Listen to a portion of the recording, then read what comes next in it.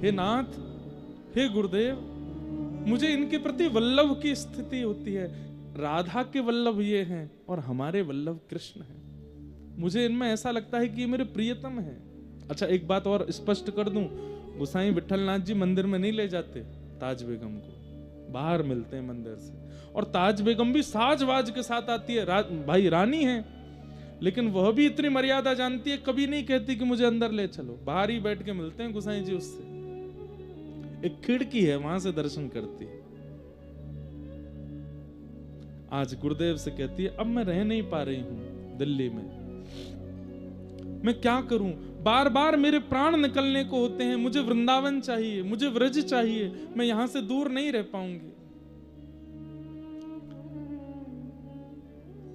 गोसाई जी ने कुछ नियम बताए, बोले इनका पालन किया करो।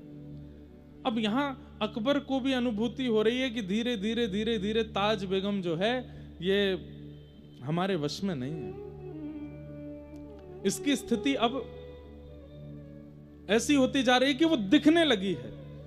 4-5 मौलवियों ने आकर के अकबर से कह दिया, अकबर, हमने महल में सुना है कि एक हिंदुवानी आपकी मुगलानी जो है वो हिंदुवानियों का प्रचार करती है, वहां हमने सुना है विठलनाथ जी से दीक्षा लेके आई है, ऐसा ऐसा कुछ। तो अकबर कहते नहीं नहीं ऐसा कुछ नहीं। बोले अगर ऐसा है तो ये आपकी राजगद्दी के लिए बहुत घातक है। अगर ये बात पूरे भारत के मुसलमानों को पता चलेगी तो आपके प्रति श्रद्धा खत्म हो जाएगी। अकबर को लगने लगा कि जोधाबाई तक तो ठीक है, लेकिन ताज बेगम की खबर अगर बाहर फैल गई कि वो कृष्ण भजन करती है, कथा सुनती है, तो मेरे प्रति अश्रद्धा हो जाएगी। तो एक दिन ताज बेगम से बोलते हैं, देखो तुम बार बार वृंदावन मत जाया करो। ताज बेगम बोली, देखिए मैं वृंदावन के बिना रह नहीं सकती, अब मैं वृंदावन के बिना रह नहीं सकती, अब मुझे जाना है और मैं आपसे प्रार्थना कर रही हूं, मुझे रोकिए मत, नहीं तो मेरा देह रह जाएगा, प्राण निकल जाएंगे। मैं बस आपसे एक ही चीज मांगी, हर महीने मुझे वृंदावन जाने दिया कीजिए, मैं वृंदावन के बिना अब रह नहीं सकती।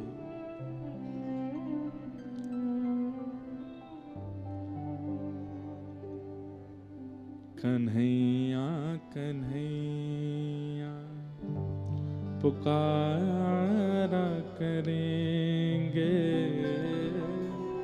लताओं में ब्रज की गुजारा करेंगे। कन्हैया कन्हैया पुकारा करेंगे, लताओं में ब्रज की गुजारा करेंगे। ओ जो रूठेंगे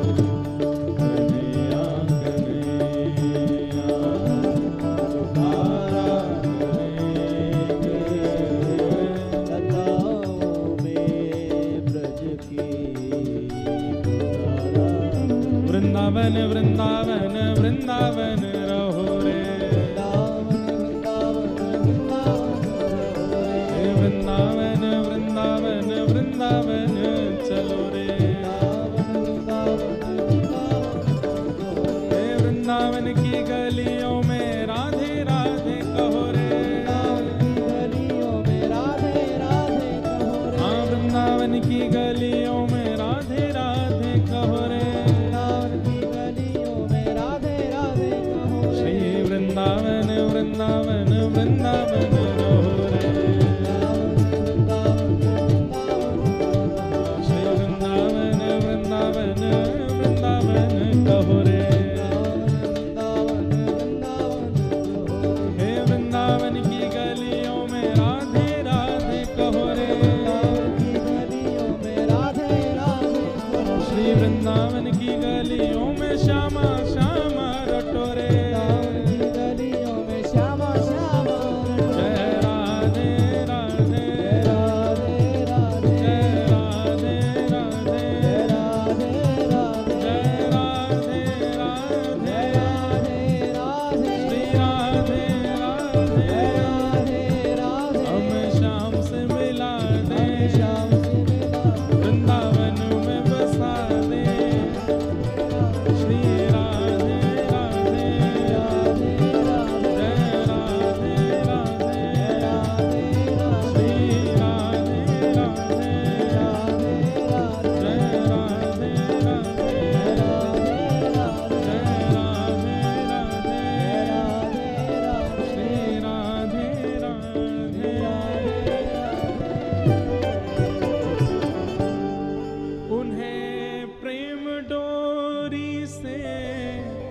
हम बांध लेंगे, उन्हें प्रेम डोरी से हम बांध लेंगे, ओ फिर वो कहाँ भाग जाया करेंगे, फिर वो कहाँ भाग जाया करेंगे। कन्हैया कन्हैया पुकारा करेंगे, लताओं में ब्रज की गुजारा करेंगे।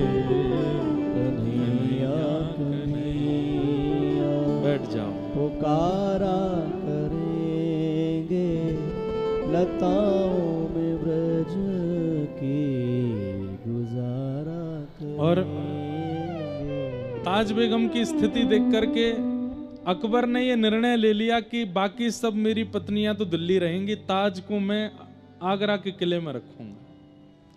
और ताज बेगम को लेकर के आगरा चले गए ताकि बाकी मुसलमानों की नजरों से ये दूर रहे, क्योंकि जिस स्थिति में जा चुकी है वहां से निकल नहीं पाएगी। और वहां से वृंदावन भी पास है, जब इसका मन होगा चली जाया करेगी। कुछ दिन अकबर पास रहे, फिर अकबर बोले अब देवी मुझे काम है, मैं जा रहा हूं वापस दिल्ली, तुम यहीं रहो, ये पूरा महल तुम्हारा, जब मन किया करे वृंदावन चली जाया करो। ऐसे अनुकूल पति मिलना भी बहुत मुश्किल है, और वो भी अकबर जैसा पति ऐसा मिल गया। ये भी विठलनाथ जी ने कुछ जादू किया होगा जरूरी अकबर पे, जो वो ऐसा हो गया। और ताज बेगम अब वृंदावन जाती हैं, लेकिन मंदिरों में प्रवेश नहीं है, बाहर से ही प्रणाम कर लेती हैं। कभी इस मंदिर का, अब पहले बड़ा दलबल चलता था, धीरे धीरे उस दलबल को कम कर दिया, कुछ कम कर दिए, सैनिक कम कर दी, कुछ पालकियां कम कर दी, हाथी घोड़े कम कर दिए। पूरे वृंदावन में रसिकों को बड़ा कष्ट होता था ताज के आने से। धीरे धीरे ताज बेगम गुप्त चुप्त बस मुंह बदल बदल करके जाती है और ठाकुर जी का अनुभव करती है। वृंदावन में बस घूमती हैं, दर्शन करने का अधिकार तो है नहीं उनके पास। उस समय गोविंद देव जी प्रकट हुए थे, श्रीनाथ जी प्रकट हो चुके थे, मदन मोहन जी प्रकट हो गए थे, गोपीनाथ जी प्रकट हो गए थे, राधा रमण जी प्रकट हो गए थे। राधा वल्लभ जी और बिहारी जी के प्रकट की समय की बात है, संभवतः सप्तनिधि प्रकट हो ही गए होंगे। गोविंद देव जी ये नित्य जाती थी। गोविंद देव जी का मंदिर कहाँ है वृंदावन में? रंगजी मंदिर के सामने लाल पत्थर का मंदिर है, खूब विशाल मंदिर था। वहां की गोविंद देव जी की बड़ी मधुर मधुर कथाएं। हमारे वृंदावन के सप्तनिधियों के प्रथम ठाकुर हैं गोविंद देव जी। तो गोविंद देव जी जाती, गोपीनाथ जी जाती, जिनको इन्होंने बचपन में देखा था, तो वही बाहर से दर्शन करती। तो बाहर से दर्शन करने में क्या होता कि दर्शनार्थी इतने खड़े होते, तो कभी तो ठाकुर जी की पीताम्बरी ही दिखती, कभी ठाकुर जी की वंशी ही दिखती, कभी ठाकुर जी की भुजा ही दिखती, कभी बस मुकुट ही दिखता। मुखमंडल सालों तक इतनी भीड़ के कारण मुखमंडल दिखता ही नहीं था। खूब देर खड़ी रहती, हल्की सी झलक आती और फिर कोई आ जाता सामने, पर ये बाहर से ही दर्शन करती थी, अंदर नहीं जाती थी, नियम नहीं तोड़ती थी। लेकिन सालों साल दर्शन करते करते करते एक दिन इनको गुस्सा आया और ठाकुर जी से बोले, मैं भीतर नहीं आ सकती क्योंकि मैं मुगलानी हूं, पर आप तो बाहर आ सकते हो, आप क्यों नहीं आते? क्या मेरे भजन में, क्या मेरे साधन में, क्या मेरे भाव में कोई कमी है जो आप बाहर नहीं आते? अरे आपको जगत का नाथ कहा जाता है, तो फिर अकेले हिंदुओं पर कृपा क्यों कर रहे हो? क्या हम मुसलमान जगत में नहीं आते? और आपको मेरे मुस्लिम भेष से इतनी तकलीफ है, तो चलो आज बन के आती हूँ हिंदुआनी। और आज गई हैं, हाथों में मेहंदी लगाई, पैरों में महावर लगाए, बुर्का आदि जैसा कुछ पहनती थी, आज घेरदार पहना है स्वरूप, सिर पर चुनरी डाली, अपने केश के बीच में सिंदूर लगाया है, हाथों में चूड़ियां पहनी हैं। और जैसा एक हिंदू प्रवेश हमारे माताएं बहनों का जैसा स्वरूप होता है, वैसा स्वरूप बना करके, पैरों में पाजे वादी पहन करके, और बिल्कुल मानो ऐसा लग रहा था कोई राजपूतानी आ रही है।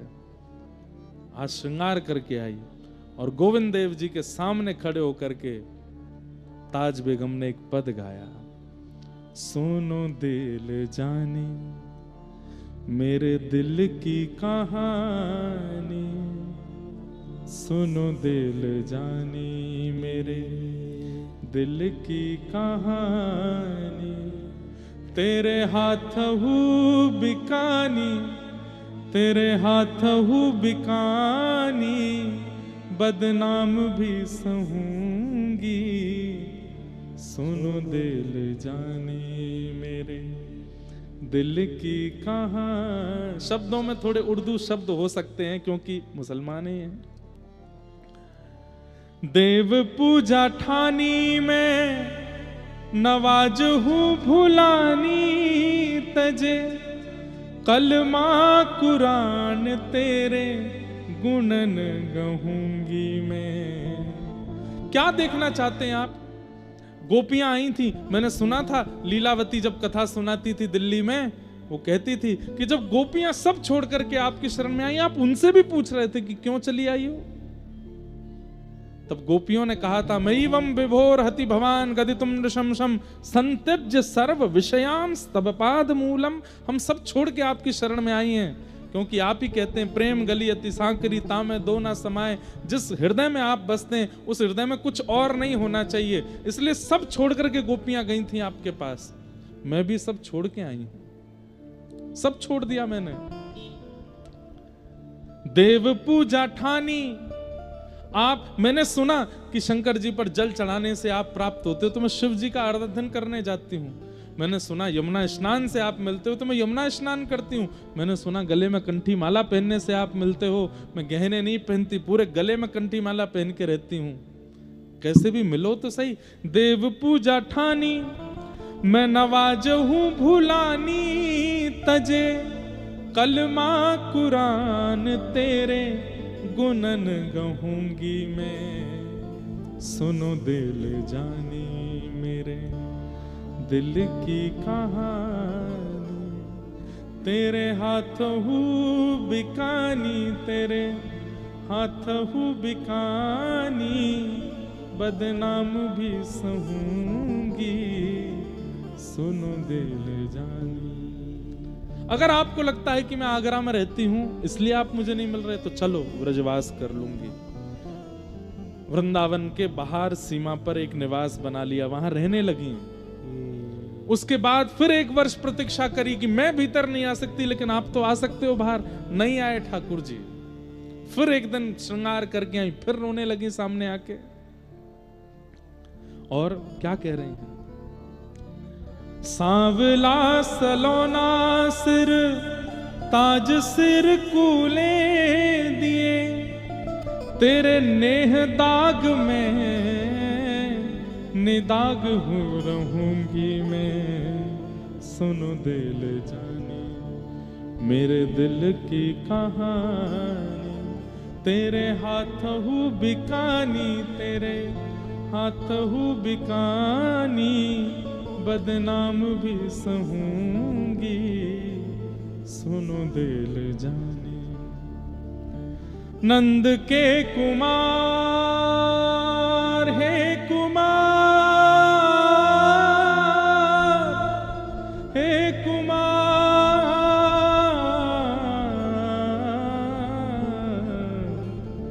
नंद के कुमार कुर्बान तेरी सूरत पे, हूं तो मुसलमानी हिंदुआनी हूं रहूंगी मैं। आज से सिंदूर भरूंगी, हाथों में चूड़ी पहनूंगी, महावर लगाऊंगी। जैसे आपको हिंदू प्रिय है तो मैं हिंदू बन के रहूंगी। सुनो दिल जानी मेरे दिल की कहानी, तेरे हाथ हूँ बिकानी, तेरे हाथ हूँ बिकानी, बदनाम भी सहूंगी। सुनो दिल जानी।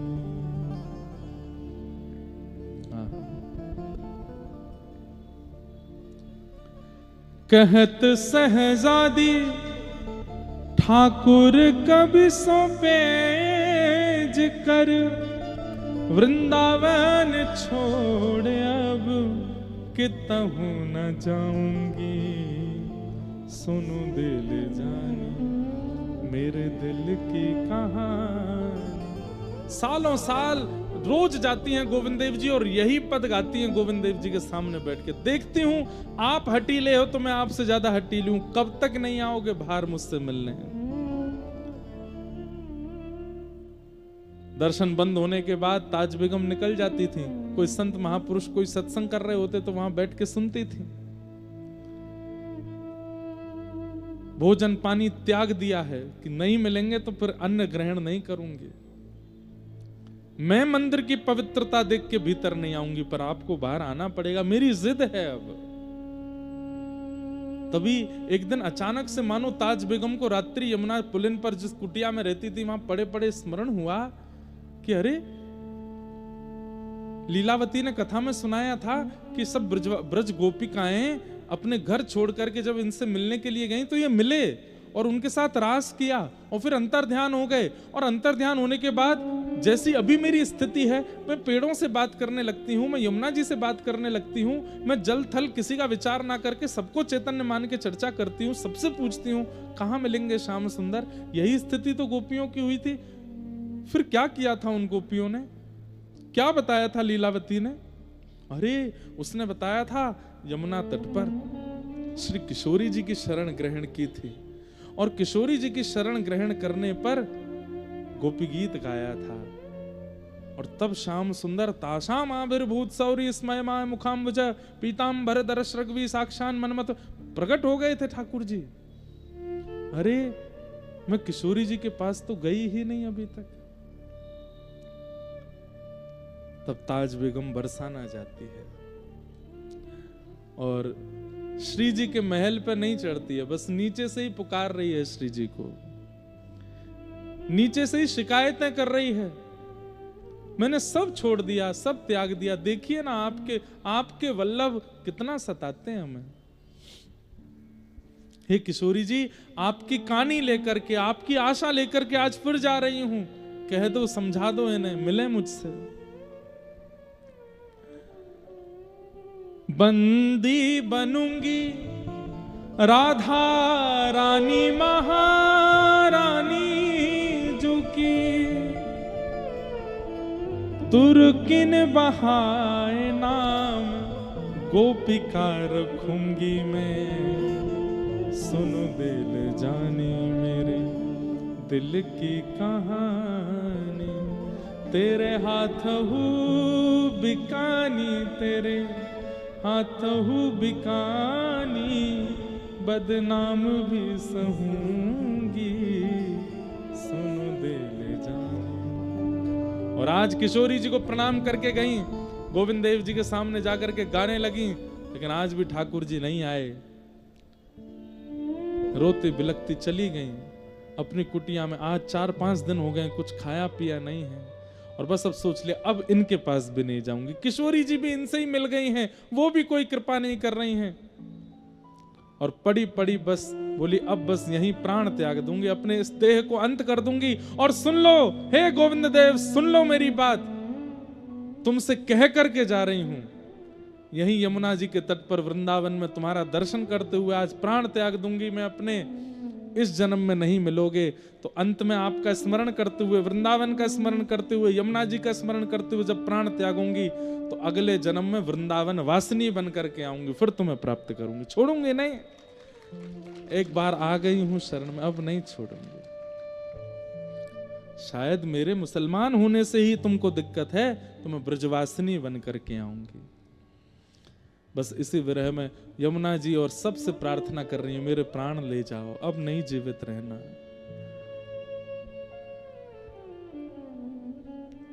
तभी गोविंद देव जी अपने भोग प्रसाद का थाल एक अपनी पीताम्बरी में बांध करके अपने कंधा पर धार, ये बड़ा थाल है, धर के निकल पड़े मंदिर से।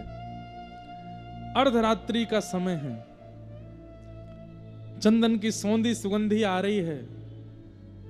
ताज बेगम के नेत्र खुल नहीं रहे हैं, भूखी प्यासी है कितने दिनों से। अरे बड़े बड़े उसमें रही है, राजशाही तरीकों से रही है, भूखा रहने का अधिकार उसको अभ्यास नहीं है। प्यास के कारण जीव सूख गई है, कंठ सूख गया है, प्राण निकलने की स्थिति में है। और उसी समय देखती है कि किसी ने दरवाजे पर दस्तक दी है। चंदन की सुगंधी से पूरी कुटिया महक उठी है। और तभी द्वार खुलता है। आहा, वरहा पीडम नटवर वपुः कर्णयो कर्णकारं बिभ्रतवासः कनक कपिसं वैजयन्तीं च मालां वंशी विभूषित करा नवनीर दाभात पीतांबरा अरुण बिंब फलाधरोष्ठात। कमल नयन श्याम सुंदर की ऐसी मधुर झांकी, अपने कंधे पर थाल लिए, दूसरा हाथ अपने कमर पर रखे और थाड़े हैं। अरे ताज, तो को भूख ना लगे? देख करके तो ताज बेगम बस अपने होश खो बैठी है। श्याम सुंदर, गोविंद देव, मेरे मदन मोहन, मेरे साहिब आप हैं क्या? हाँ, मैं ही आया हूं। मूर्छित हो गई, वहीं मूर्छित हो गई। ठाकुर जी अपना थाल रखे, ताज बेगम के सिर पर अपना हाथ फेरने लगे, उसके अश्रु पोंछे और बस ये क्षणिक सी कृपा करके ठाकुर जी वहां से अंतर ध्यान हो गए। कोई कहता है ठाकुर जी घर आएंगे तो हम ऐसा करेंगे, ठाकुर जी घर आएंगे तो हम अंगना सजाएंगे, दीप जलाएंगे। अरे ठाकुर जी घर आएंगे, बेहोश हो जाओगे आप, उनकी रूप झांकी सह नहीं कर पाओगे। और एक बात बोलूं, ठाकुर जी घर आए और आप कुछ कर पाए तो समझो ठाकुर जी ने कोई और आया है। ठाकुर जी घर आए तो कुछ नहीं होगा, कुछ कर ही नहीं पाओगे, बैठे रह जाओगे, स्तब्ध मूर्तिमंत हो जाओगे, आपकी इंद्रियां शिथिल हो जाएंगी। ठाकुर जी चले गए, अपनी पीतांबरी और पीतांबरी में बंधे थाल को छोड़ गए। थोड़ी देर बाद जब होश आया, रोने लगे। निकल करके बाहर पूरे वृंदावन की परिक्रमा रोते हुए लगाया, कहां चले गए श्याम सुंदर, कहां चले गए आप? नहीं मिले। देखा सुबह का सूर्योदय हो रहा है, कुटिया पर आ गई है, पूरे वृंदावन को देख लिया, लेकिन ठाकुर जी नहीं मिले। तब अपनी कुटिया के बाहर उस रज को बार बार अपने अंग से लगाती, यहीं तो खड़े थे, ऐसे ही तो ठाड़े थे, और उस थाल को अपने कंधे पर उठाती है, ठाकुर जी की तरह ठाड़ी हो जाती है, ऐसे ही तो ठाड़े थे। वह आकृति बनाने लगती है, पीतांबरी को हृदय से लगा लेती है, बार बार उसको कभी मुख से लगाती है, हृदय से लगाती है, हृदय से लगाती है। थाल में रखे प्रसाद को खूब प्रेम से पाती है, यमुना जल पान करती है, और वहीं से किशोरी जी को प्रणाम करती है। आज तक बरसाने नहीं गई थी तो नहीं आए, हे श्यामाजू कल आपकी शरण में आई तो देखो नंदन नंदन थाल लेकर के आए, मुझे पवाने के लिए आए। बस अब कुछ नहीं चाहिए, बस ये दर्शन अवलोकन हो गया और कुछ नहीं चाहिए। बस अब एक ही आश है, मुझे ले जाइए, मैं अब नहीं रह सकती इस संसार में। यमुना जल से थाल को पहुंच करके किसी के हाथ मंदिर भिजवा दिया। मंदिर के पुजारी ढूंढ ही रहे थे थाल कहां चला गया। जब थाल आया और पीताम्बरी रखी देखी तो बोले कहाँ से लाए हो? बोले ताज बेगम के यहाँ से।